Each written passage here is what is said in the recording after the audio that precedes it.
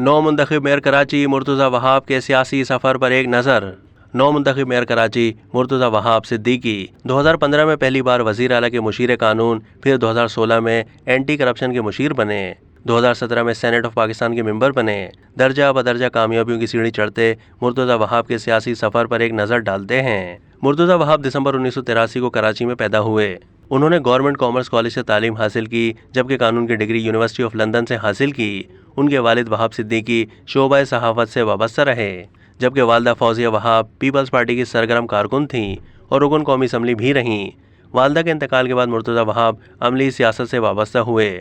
وزیر اعلیٰ سندھ مراد علی شاہ نے ان کی قابلیت کو دیکھتے ہوئے انہیں 2015 میں اپنا مشیر بنا لیا اور دیکھتے ہی دیکھتے ہر سال ایک نیا عہدہ حاصل کرنے میں کامیاب ہوتے گئے۔ 2015 میں پہلی بار وزیر اعلیٰ کے مشیر قانون، پھر 2016 میں اینٹی کرپشن کے مشیر بنے، 2017 میں سینیٹ آف پاکستان کے ممبر بنے، 2018 میں دوبارہ مشیر قانون اور اینٹی کرپشن بنے اور جلد محکمہ اطلاعات کا قلمدان حاصل کرنے میں بھی کامیاب ہو گئے۔ 2019 میں محکمہ موسمیاتی تبدیلی، ماحولیات، کوسٹل ڈیولپمنٹ حاصل کرنے کے ساتھ انہیں سندھ حکومت کے ترجمان بھی مقرر کر دیا گیا۔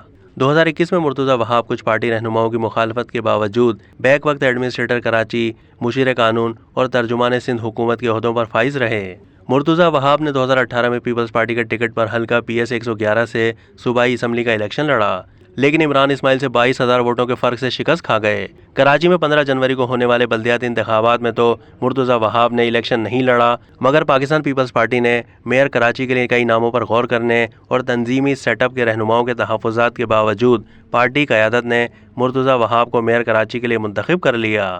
اب تک کے لیے اتنا ہی۔ مزید معلومات کے لیے ڈیلی جنگ کے YouTube چینل کو سبسکرائب کیجیے۔